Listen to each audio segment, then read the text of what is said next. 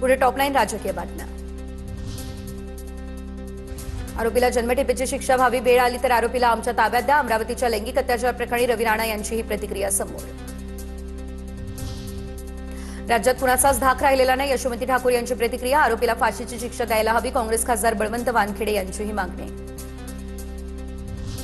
कोल्हापुरातील गोकुळ दूध संघाच्या कारभाराच्या चौकशी प्रकरणात भाजपचे नेते किरीट सोमय्या यांची एंट्री होण्याची शक्यता। गैरकारभाराची चौकशी करून प्रशासक नेमण्याची शिवाजी पाटलांची मागणी, तर मुख्यमंत्र्यांच्या भेटीनंतर किरीट सोमय्या यांची भेट घेतल्याची माहिती। नागपूर महानगरपालिकेच्या स्वीकृत नगरसेवकांचा सस्पेन्स अखेर संपला। भाजपच्या वरिष्ठ नेत्यांनी 6 जणांच्या नावावरती शिक्कामोर्तब केलं। 20 एप्रिलला होणाऱ्या पालिकेच्या सभेत प्रक्रिया पूर्ण होईल। शिंदेंच्या शिवसेना सदस्याला 1 जागा मिळण्याची शक्यता। आदित्य ठाकरे यांच्या मतदारसंघात शिंदेंच्या युवा सेनेचा युवा महोत्सव होणार। कार्यक्रमाला एकनाथ शिंदे आणि श्रीकांत शिंदे उपस्थित राहणार असल्याची माहिती। वरळी डोम या ठिकाणी शनिवारी सकाळी 10 ते सायंकाळी 5 दरम्यान हा भव्य मेळावा होणार।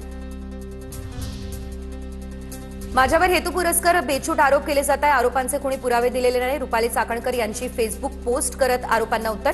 निनावी पत्रामागे कुणाचं सौजन्य होतं हे समोर यायला हवं अशी मागणी। खऱ्याच प्रकरणामध्ये कोणत्याही आर्थिक व्यवहारामध्ये दुष्कृत्यामध्ये माझा काही संबंध नाही असाही दावा। अजितदादांच्या घराबाहेर झालेल्या काळ्या जादूबद्दल अंजली दमानिया आज गौप्यस्फोट करणार। 1825 फोन नंबर्सवरून खरातच्या मोबाईलवरती कॉल गेले। कॉल करणाऱ्या राजकारण्यांची नावं ऐकून धक्का बसेल, दमानियांचा हा इशारा। टेबलाच्या खालून कोणी पैसे घेणार असेल तर प्रत्येक केबिनमध्ये कॅमेरे लावा। तहसीलदार कार्यालयाच्या प्रत्येक केबिनमध्ये कॅमेरे लावणं गरजेचं, महसूल मंत्री चंद्रशेखर बावनकुळे यांच्या या सूचना।